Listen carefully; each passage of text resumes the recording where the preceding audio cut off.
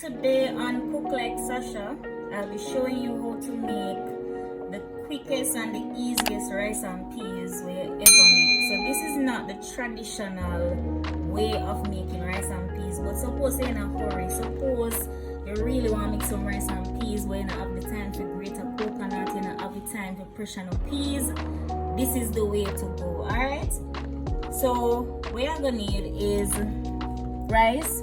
You're going to need coconut milk powder or the coconut milk if you have it on hand. You're going to need some butter, some seasoning. You need your red kidney bean, the one that is in the can, so it is already cooked.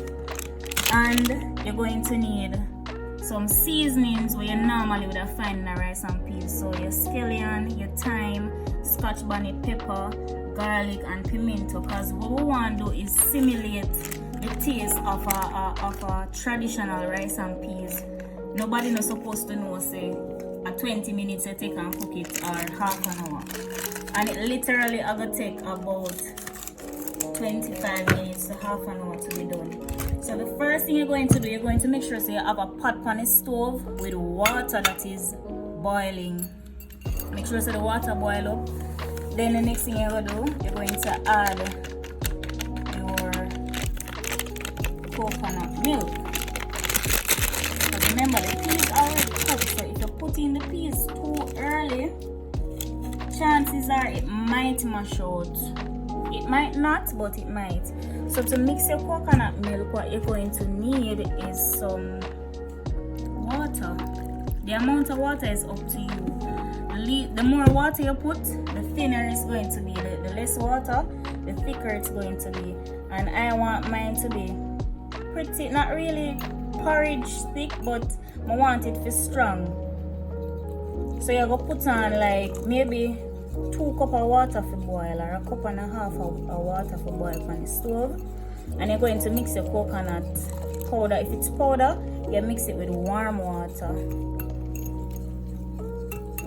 Mix out all the lumps, everything nice, and mix it out smooth and nice.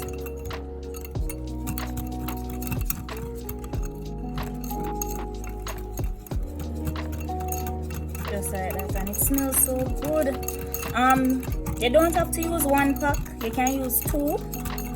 So when you add it to the water and you season up the water, you can taste it. If it tastes like it needs more coconut milk, you can just add more coconut milk. So next we're going to move over to the stove, and I'm going to show you what to do next. So the next thing you're going to do is just add the coconut milk, just like that. So pretty, nice and creamy. And everything you do, you taste as you go along. Taste as you go along. So next I'm going to add the seasonings that I have. So add your scallion, your thyme, your Scotch bonnet pepper. As you can see, because I added the warm coconut milk to the hot water, it not take no time for it start boil up back. And may I tell you, the flavor, the aroma, it smells just like regular rice and peas. Nothing no tight. So what we're gonna do, we're gonna just leave it for boil up some more, so that the flavors from the Scotch bonnet pepper, the scallion and the thyme and the pimento can just infuse into the coconut milk and just flavor the entire thing. You want to cover the pot, but make sure so you leave one little opening for the air escape, and watch it because the coconut milk might boil over. Alright, so after tasting, I decided to add another coconut milk powder. So I just mix it up as before, and as you can see, it's like less than a cup. So nobody mix out the something and make it long and drawn out and water. You see it look rich and nice, so you want it to look less water. I'm gonna make it richer. And you don't need a lot of water to cook the rice, because the steam will cook the rice. Alright, so I'm gonna just put back some in the container, rinse it out, make sure so I get it everything inside. And this is what I love, when the thyme leaves just separate from the stalk and you see it just flavor everything, and I don't know, If you never eat rice and peas before, try this. You're missing one. I just want to show you a little trick because you're using the kidney bean from the tin. The color is not as rich, and rice and peas supposed to have a slightly pink color to the rice. You can use it just like this, but if you want to mimic the traditional rice and peas even more, or if the beans just too white and the liquid just too white, what you can do is just grate a little piece of beetroot, because the beetroot have the red color. It doesn't really have much flavor, so it not gonna do nothing to the flavor of rice and peas. It's just a natural food coloring. So basically I use it for. So you just grate a little piece and then you put it on a strainer.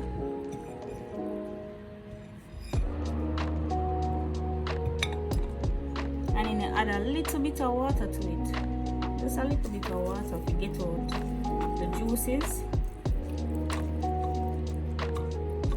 And you're basically putting in the water like drop by drop. Just a little bit.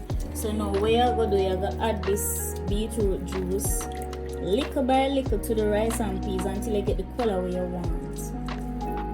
Until you get the little rice and peas look there.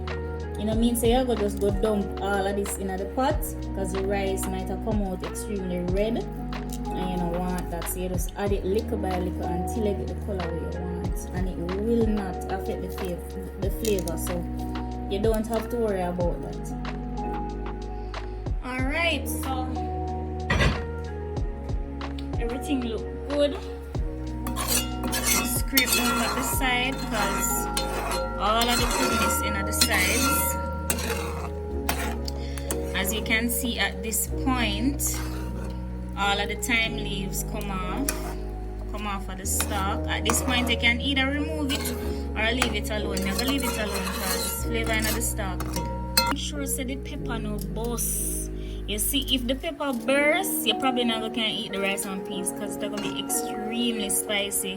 What you want is just the aroma and not necessarily the spice from the pepper. So try to keep the pepper intact. The next thing I'm going to do is add my kidney beans.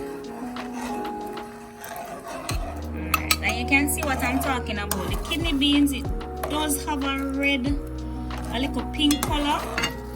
But I don't think it's strong enough to give the rice the color that I want. Because if you did boil the kidney peas or the kidney bean from when it was like dried and tough, at this point the water would have a really nice richer red color. So I'm going to allow this to come to a boil and then I'm going to add the beetroot a little bit by a little bit.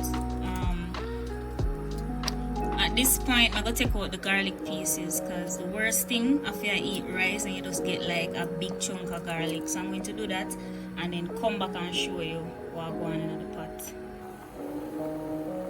Alright, so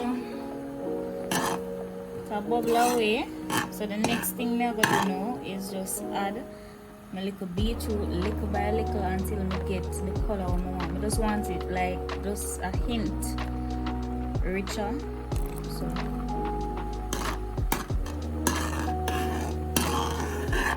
just like that. A bit more.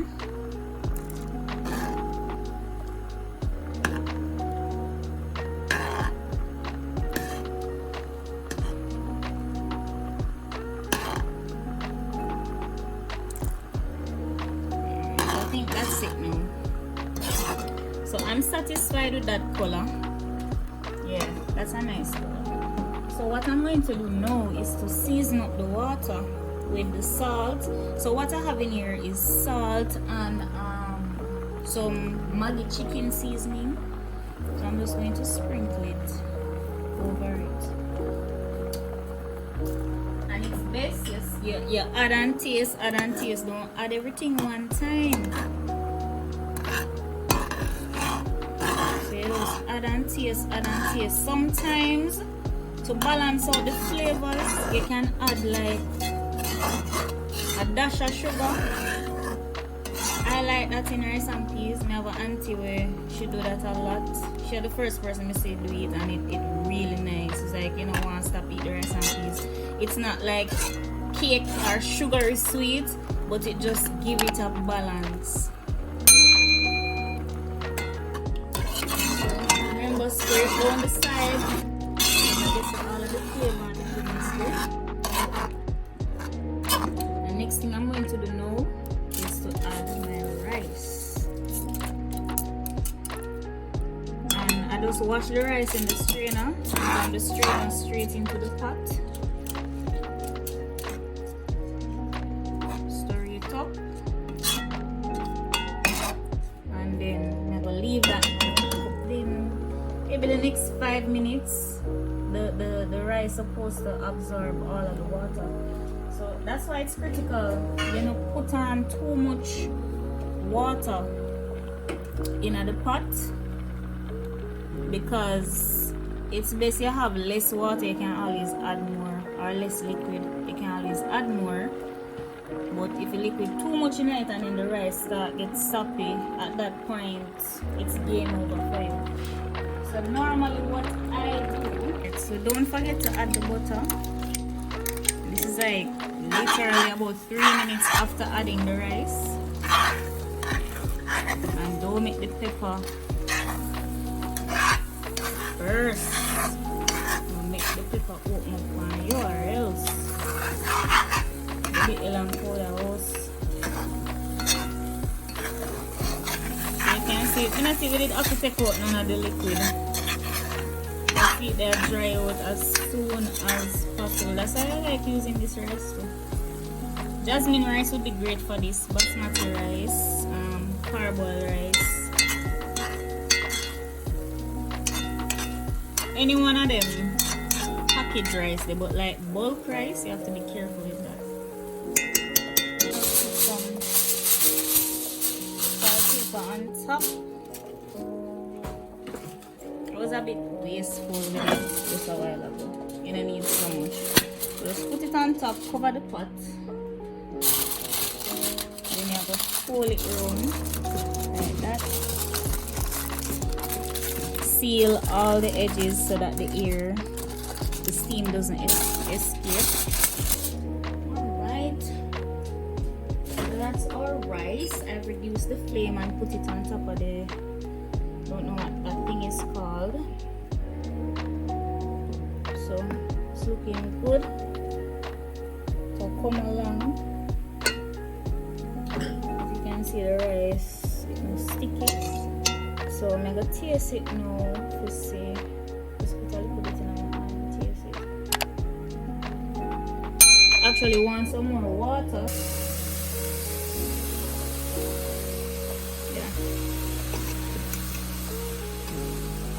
Add it all over, mix it up, and then I'm gonna cover it back and let it steam. So this is where like the thyme would